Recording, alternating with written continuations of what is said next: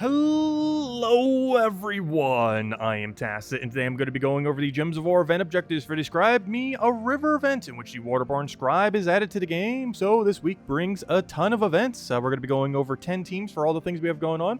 We have everything from the Festival of Feathers, bringing in a new troop, a new pet, as well as a power orb, which you can put towards Cathurics if you haven't already gotten them.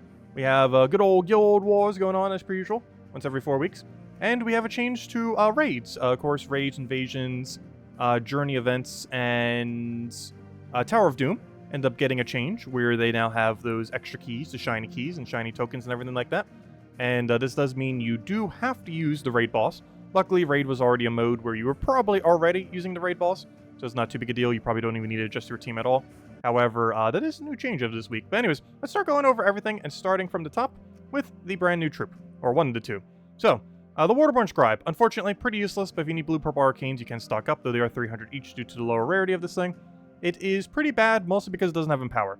If this thing had Empower, it would have a lot of potential, but for whatever reason, they didn't give it Empower.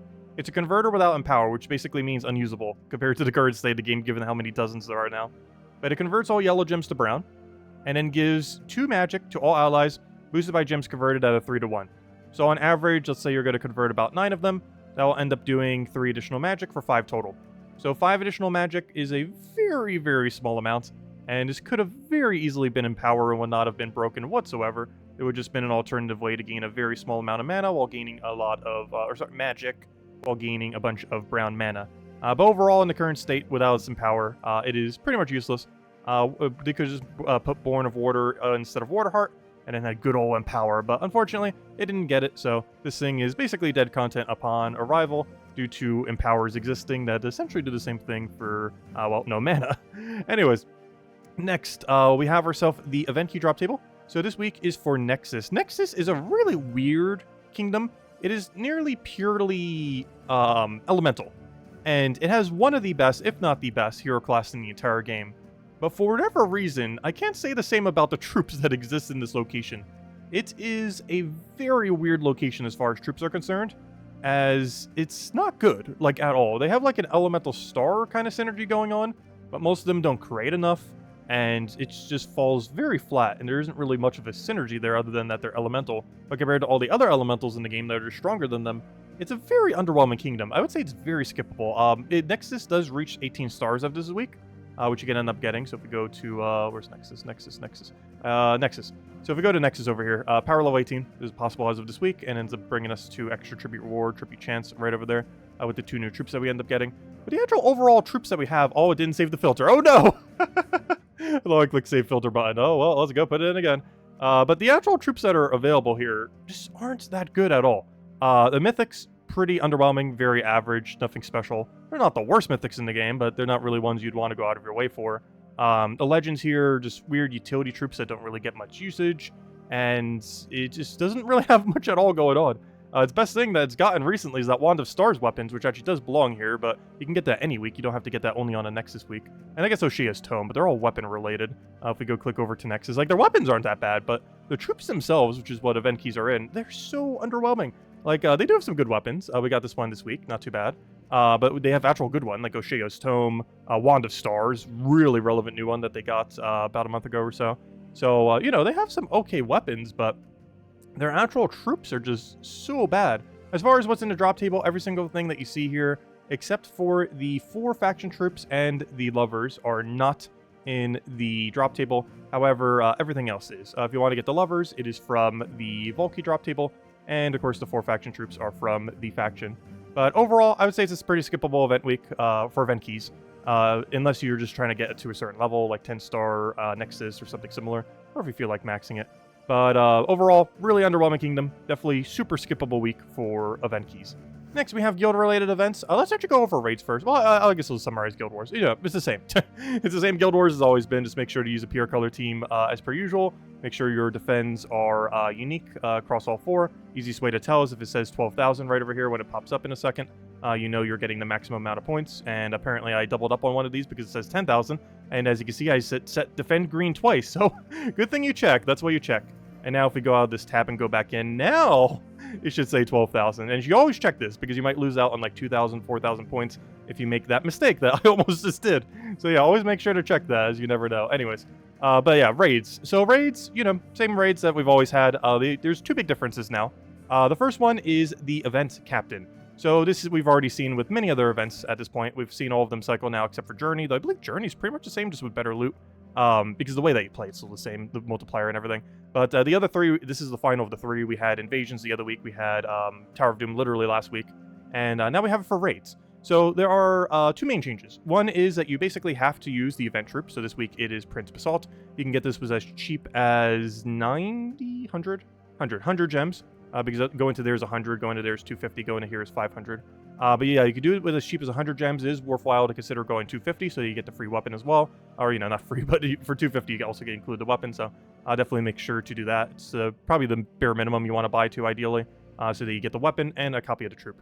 And you don't have to max it out. Similar to that of Invasion, it doesn't actually matter if you max this. Ideally, obviously, you would. However, you still get the 2x score multiplier regardless of how upgraded you have it. So as long as you have one singular copy of this thing always on your team, you will get the 2x points. Obviously, the stronger the better, as he does still get the multiplier to boss based on his ascension. However, the actual score does not get boosted by him being any more upgraded than he already is. So just make sure to have him on your team and incorporate him if you haven't already been using it on your raid teams. However, most raid teams already run the raid slaying boss troop. Because you can run a combo like Mang into hitting it, or any armor tier into hitting it. Of course, one other thing which is a little bit different. We can't always run Mang now. We actually are, well, you can on some weeks, like running an armor tier weapon. Like a week like this, we don't have access to it anymore. Because one other change is you actually have to run a weapon from the kingdom. So we do have access to some pretty good ones, as I mentioned earlier, Wand of Stars, O'Shea's Tome. But these aren't really armor tier or damaging weapons. These are more so mana accumulation weapons.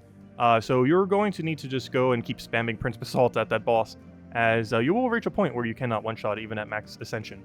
So yeah, you're going to need that. Though it does have double magic, so its damage range is going to be a little bit bigger than it would be in the past, but you will even then, with 20% and double magic, still reach a point where it does stop one-shotting.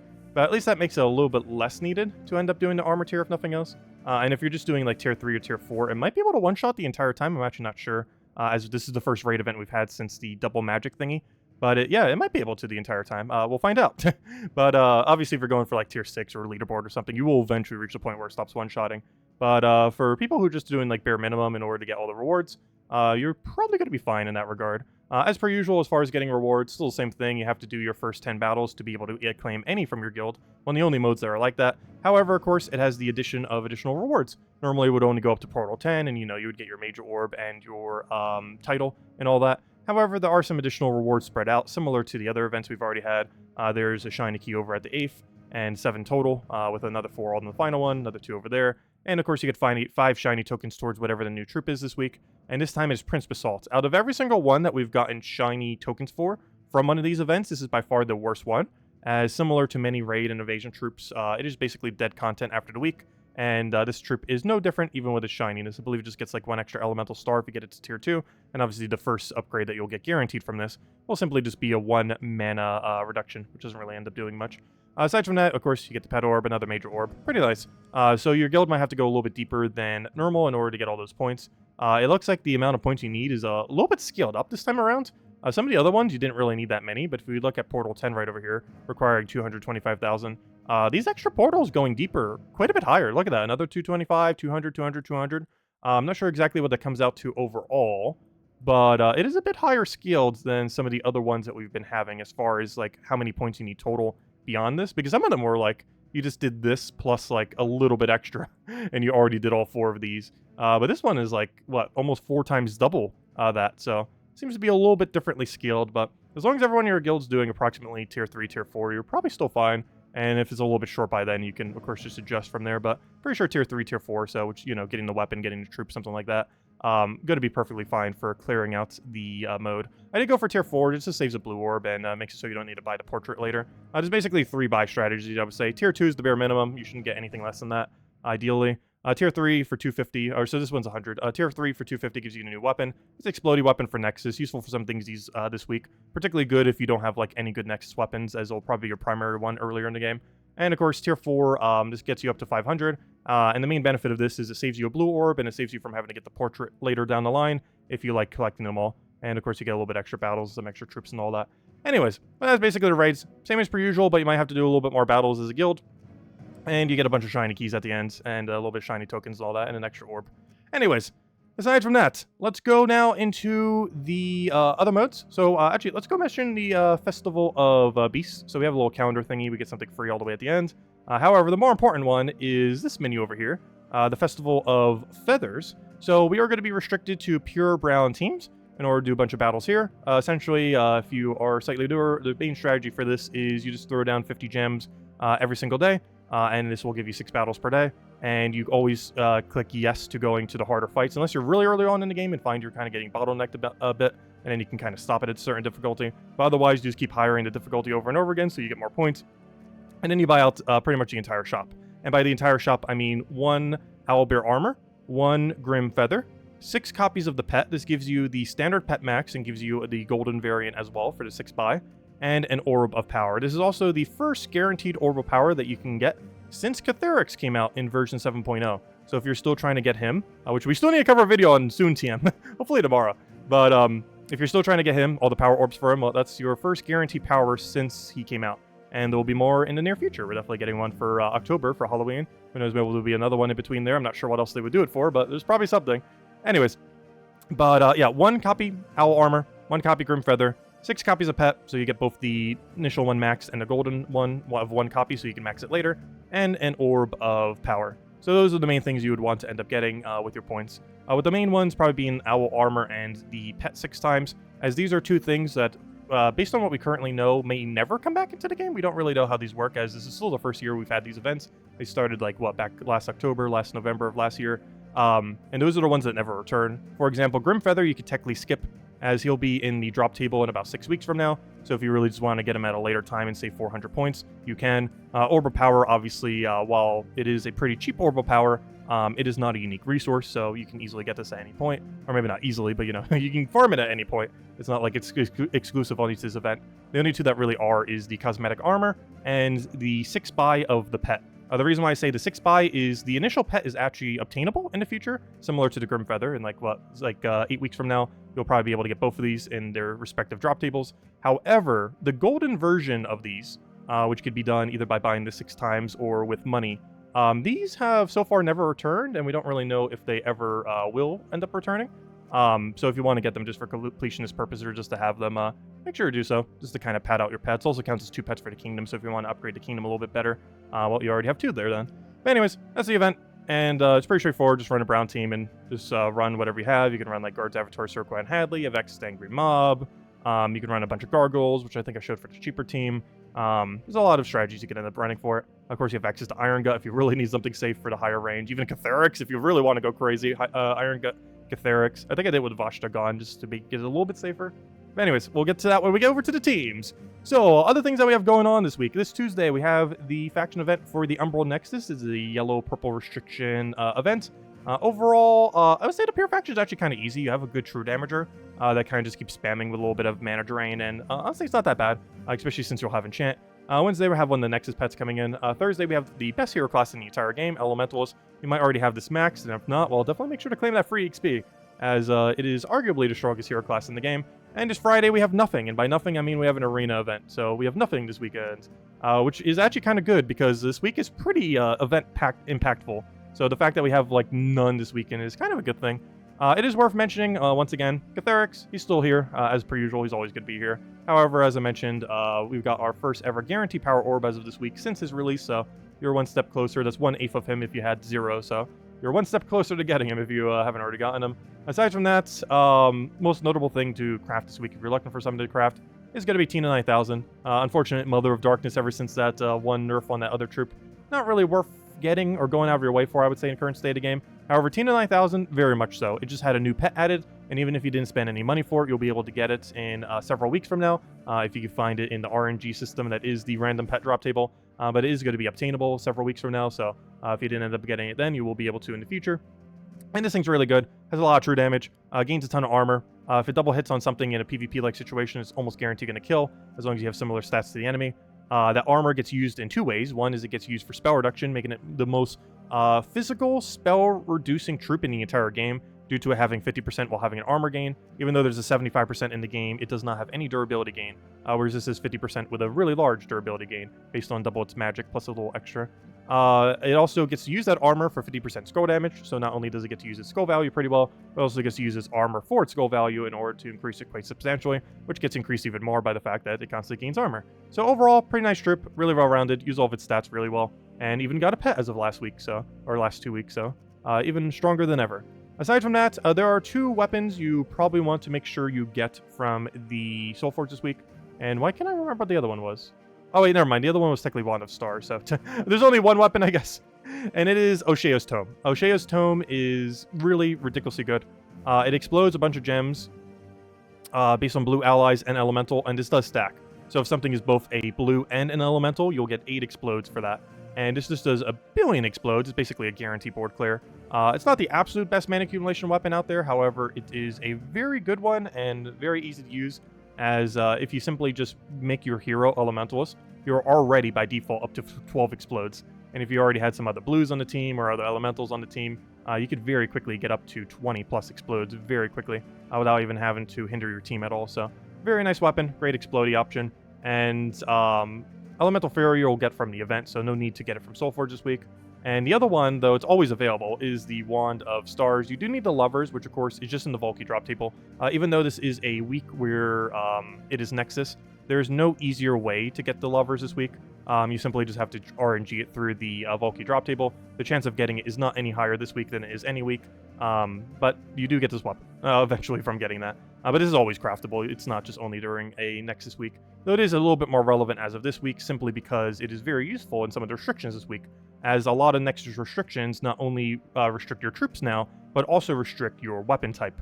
So you're going to need to use like Wand of Stars, or O'Shea's Tome, or if you really have nothing, buy the Elemental Fury from the event shop from the current raids, and you'll be able to go use that.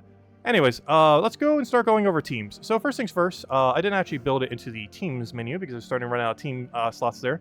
But let's briefly first go over the trial. So as far as the trial, not a huge fan of what we have access to. We have 2 different single converts. We have convert a chosen mana color to Uberdoom Skull, and another one to Elemental Star. The Elemental Star one is definitely going to be your better option. You're most likely just going to want to put your Queen Ash into a very, very safe location, and then just tank with everything else you have in your team. Either get rid of Doomed Gargoyle very early on. I think we'll run it like that. Basically, kill out your Doomed Gargoyle, because honestly, I don't feel like it's going to get that much usage. Umbral Giant is a little bit better of a first slaughter, but he also does damage on poke, which allows you to kill whatever you want to, as far as anything that's about to get to full mana or anything that gets into kill range. It allows you to actually target things down. So I kind of want to keep it in a safer location, because even if you do end up utilizing him, which he has way too high of a mana cost for what he does, but even if you do end up utilizing him, he's basically like a double cost Azarus, whereas the other thing's 6, this guy's 12, and he doesn't even have a link. So you basically want to sacrifice him, use your Umbral Giant to target things, get a bunch of brown mana. This will go and be able to fill up everything on your team. You use this in order to get brown extra turns with all the brown you have on the board, and then you go use this thing to go be your main damage source. And you just keep splashing with this with heavy splash damage, and ultimately end up winning by using this as pretty much a good majority of your damage. Whereas this does damage mana accumulation, this is purely board control, and this does essentially all your damage. And this thing just doesn't exist, he's just there to be a meat shield. And that's pretty much the game plan for running down trials this week. Anyways, next, as far as all the teams, let's get into them. I believe we have 10 of them here. All will be in the description below if you want to go copy-paste any of them. So, all the way from the top, we're starting with raids. So, raids, of course, is a Nexus restriction, and you have to use Prince Basalt. If you don't, you will not get double points, and you'll be halving your points by not using it. So definitely make sure to do it. It's also really good against the boss, and you probably want to be using it anyways. So we're getting down the O'Shea's Tome route this time around. Our entire team is almost blue, other than the one that we have to use, and our entire team is elemental, including with elementals. You could go for a half mana start, but I figured just go all in. This does give you additional stats as well, since we're going pure Nexus. We end up getting a ton of additional bonuses from the pet that we get this Wednesday if you don't already have it, as well as just the elemental bonus. And yeah, you just get a bunch of stats stacked up. And we're basically just going and down the Prince Basalt route of just spamming this, kill out the raid boss, then using Caliga and Aquaria, which are just some of the mythics from the kingdom, in order to damage pressure. Of course, you could damage pressure with other things if you want to go replace these down with other damage sources that you have. But the basic premise is O'Shea's Tome, Prince of Assault, and whatever best 2 damage sources you have that fit mana color-wise. That's pretty much the game plan for running the higher range. For lower range, we are going down with a little bit of a weirder version of the Void Wisp team. Normally, you'd want to have the triple stealthy, so they'll be forced to hit into hero. However, we cannot run stealthy here because we have to use Prince of Assault, and Prince of Assault does not have stealthy. So this does make it so Prince of Assault might take a little bit more damage this way, but we're using this golem in order to feed a bunch of brown mana, Assault to kill the raid boss. This weapon as a backup plan to keep resummoning, and worst comes to worst, you're going to just constantly keep getting Nexus summons. And the Void Wisp is basically just here for a little bit of mana drain, a little bit of damage poke, as it does get to steal their life, which is essentially true damage, while also gaining the life back for itself. And keep in mind, you are allowed to use a Prince of Assault.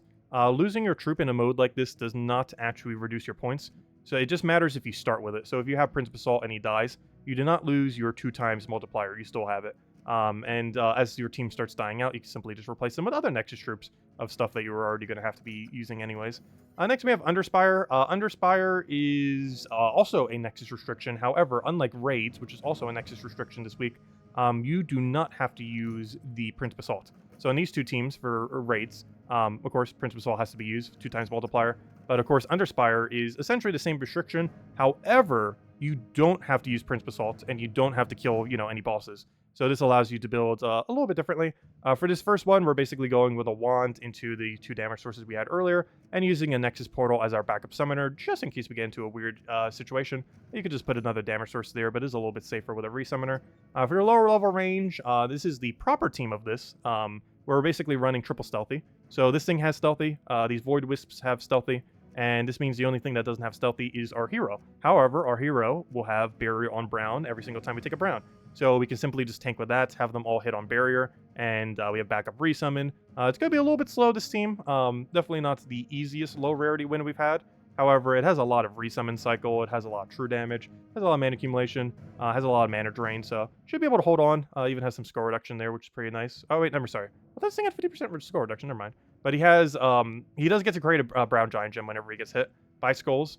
And it was some of the other ones that did. This guy doesn't, unfortunately. He is stealthy instead. But we're still utilizing it for its stealthy, so they're forced to have to go into hero. And once this inevitably dies, you're just going to resummon with a random Nexus troop, which will hopefully be something that will be able to help there in first slot. And that's pretty much the game plan there. It is going to be one of the slightly more annoying weeks, I feel like, for low rarity. Even just for high rarity, too. The options we have are not particularly good, mostly because the troops in Nexus aren't particularly good. The weapons, yes. The troops, not so much. They're pretty average. Anyways, next we have the faction events for the Umbral Nexus. This is a yellow-purple restriction, so we do have access to Leprechaun. So for the first team we have here, just going to be quick kill, good old quick kill Guard's Avatar. For the higher level range, we're just going with a nice King Iron God Zolgoth. We have the access to throw on Leprechaun, so might as well just run it. And this is the premise for pretty much anything. You can actually run any team like this. Just run Damage Source, Thrall, Damage Source, Leprechaun, and you can run absolutely anything you want. Ideally, your first slot would be Hero in that case, like anything with Barrier on Brown. And then the other one would be with a damaging weapon. And then this would just be whatever best damage source you have within the restriction. And you just build any kind of team around that for even the early range too, if you want to. Anyways, as far as pure faction, we have a nice diverse team of 4 Void Wisps. Even though I was mentioning before that the triple stealthy into them having hit on barrier on hero was pretty nice, you actually kind of want to do the inverse for this kingdom. So this kingdom, doesn't have like barrier spam or anything like that. And Void Wisp is by far the strongest option here. So it is actually more strategic to go 4 Void Wisps rather than going 3 in one of something else or 2 in two of something else. The main reason for this is they're going to concentrate whatever doesn't have stealthy and be forced to have to target them, which means those troops are going to be more likely to die. If you have a full team of stealthy, it's as if nothing has stealthy, and you actually want this because you want them to be targeting across your entire team in order to distribute their damage. If you have even one single other troop here, they're all going to target that one single thing, and that one single thing is almost guaranteed going to die. Whereas if they're forced to have to, choose between all 4, it'll be a lot better. The reason we wanted it on the other team was because we're barriering constantly, but you can't do that in this faction. There's nothing that has barrier on anything, so you can't just have one constantly keep tanking for it. So because of that, you just need to have it distribute the damage across the entire team, and the only way to do that is with 4 Void Wisps. Luckily, it's pretty strong, especially with Enchant. You have a bunch of lifesteal, you'll keep getting tankier, you keep mana draining them, you keep even gaining magic over time, so overall, it's not too bad. Plus, you get 4 purple every single turn, which is kind of nice too. For the Elementalist class event, basically just running a Black Manacle Quick Kill team. Every single thing on the team creates 1 brown per turn, well, other than hero. It creates 1 brown. These things create 1 brown. So we were just using that to try to get a bunch of brown into Black Manacle. You can do a similar strategy with almost anything in this kingdom, where you just run 3 of them into whatever color and then run that color weapon. Like you run 3 that create blue every single turn into like Dawnbringer or like that one blue orb from Frost Mage, I believe. So like something like that. Just run 3 things that can run +1 of a color every single turn, and then just use that colored weapon. And that's pretty much the whole game plan for that. Next, and lastly, we have the Feather Festival. So Feather Festival is a brown restriction, though unlike Underworld Brown, we do have access to a pretty fun combo, and that is Hiking Iron Gut Vashtagon. So we can end up devouring with Vashtagon and then just kill it, with Hiking Iron Gut, and then use that value in order to clean up with Vashtagon. This also works pretty good for Dooms. However, I normally just like stacking the Hiking Iron Gut, especially if we can get some skull damage on it. But this is a fun way to end up doing it alternatively, and I figured we show it for this, as we haven't showed it for a little while, the good old Hiking Iron Gut Vashtagon. We used to run this for Guild War, actually. You do get penalized slightly for using it in Guild War, and you would never want to run it in Underworld, because Underworld, you can't, because your team doesn't get reset every single time. But in any mode where you're restricted to brown, where it does get reset every single time, this works perfectly fine. And one nice new addition that we actually have since the last time we've bothered running Vashtagon is Wand of Stars.